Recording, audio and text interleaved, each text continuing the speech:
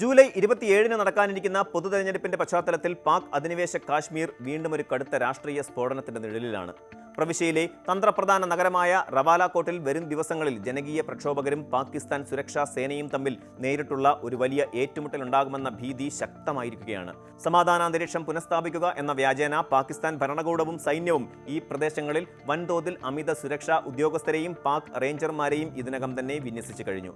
ചർച്ചകൾക്കും വിട്ടുവീഴ്ചകൾക്കും ഇനി താൽപ്പര്യമില്ലെന്നും പ്രതിഷേധങ്ങൾ ഉടനടി അവസാനിപ്പിച്ചില്ലെങ്കിൽ കടുത്ത ബലപ്രയോഗത്തിലൂടെ പ്രക്ഷോഭകരെ ഒഴിപ്പിക്കുമെന്നുമാണ് സൈനിക വൃത്തങ്ങൾ നൽകുന്ന കടുത്ത അന്ത്യശാസനം.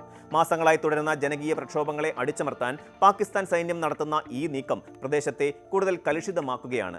ജോയിന്റ് അവാമി ആക്ഷൻ കമ്മിറ്റിയുടെ നേതൃത്വത്തിൽ നടക്കുന്ന ഈ പ്രക്ഷോഭം കേവലം ഒരു പ്രാദേശിക പ്രതിഷേധമല്ല, മറിച്ച് ദശാബ്ദങ്ങളായി തുടരുന്ന ഭരണഘടനാപരമായ അവഗണനയ്ക്കും സാമ്പത്തിക ചൂഷണങ്ങൾക്കുമെതിരെയുള്ള ജനങ്ങളുടെ ജീവൻ മരണ പോരാട്ടമാണ്. പാക് അധിനിവേശ കാശ്മീരിലെ ജനങ്ങളുടെ അടിസ്ഥാന സാമ്പത്തിക രാഷ്ട്രീയ അവകാശങ്ങൾക്ക് വേണ്ടി നിലകൊള്ളുന്ന സുപ്രധാനമായ ഒരു ജനകീയ കൂട്ടായ്മയാണ് ജോയിന്റ് അവാമി ആക്ഷൻ കമ്മിറ്റി.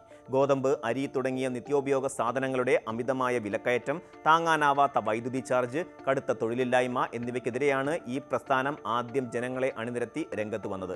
എന്നാൽ വരാനിരിക്കുന്ന നിയമസഭാ തെരഞ്ഞെടുപ്പോടെ ഈ സമരം പൂർണ്ണമായും ഒരു വലിയ രാഷ്ട്രീയ പോരാട്ടമായി രൂപം പ്രാപിച്ചു കഴിഞ്ഞു. പാക് അധിനിവേശ കാശ്മീരിലെ നിയമസഭയിൽ വിഭജന കാലത്ത് പാകിസ്ഥാനിലേക്ക് കുടിയേറിയ അഭയാർത്ഥികൾക്കായി 12 സീറ്റുകൾ പ്രത്യേകമായി സംവരണം ചെയ്തിട്ടുണ്ട്. കാശ്മീരിന് പുറത്ത് പാകിസ്ഥാന്റെ വിവിധ പ്രധാന നഗരങ്ങളിൽ താമസിക്കുന്നവരാണ് ഈ സീറ്റുകളിൽ മത്സരിക്കുന്നതും വോട്ട് രേഖപ്പെടുത്തുന്നതും.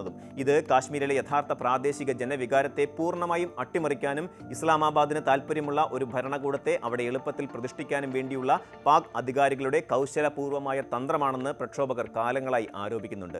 ഈ 12 സംവരണ സീറ്റുകൾ പൂർണ്ണമായും നിർത്തലാക്കണമെന്നാണ് അവാമി ആക്ഷൻ കമ്മിറ്റിയുടെ ഏറ്റവും പ്രധാനപ്പെട്ട രാഷ്ട്രീയ ആവശ്യം. നിലവിലെ രാഷ്ട്രീയ സംവിധാനം ജനങ്ങളുടെ യഥാർത്ഥ പ്രത്യാശകളെ പ്രതിഫലിക്കുന്നില്ലെന്ന് പ്രഖ്യാപിച്ചുകൊണ്ട് അവർ ഈ ജൂലൈ 27-ലെ തെരഞ്ഞെടുപ്പ് പൂർണ്ണമായി ബഹിഷ്കരിക്കാൻ ജനങ്ങളോട് ശക്തമായി ആഹ്വാനം ചെയ്തിരിക്കുകയാണ്.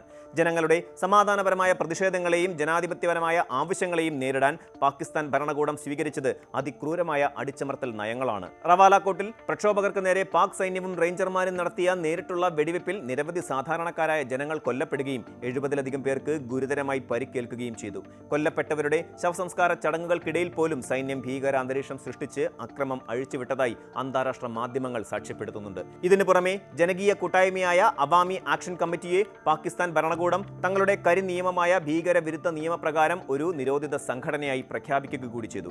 ജനങ്ങളുടെ ന്യായമായ ശബ്ദത്തെ പുറം ലോകത്തിന് മുന്നിൽ എത്തിക്കാതിരിക്കാൻ പ്രവിശ്യയിലെ ഇന്റർനെറ്റ്, മൊബൈൽ സേവനങ്ങൾ ദിവസങ്ങളോളം ഭരണകൂടം പൂർണ്ണമായി വിച്ഛേദിച്ചു.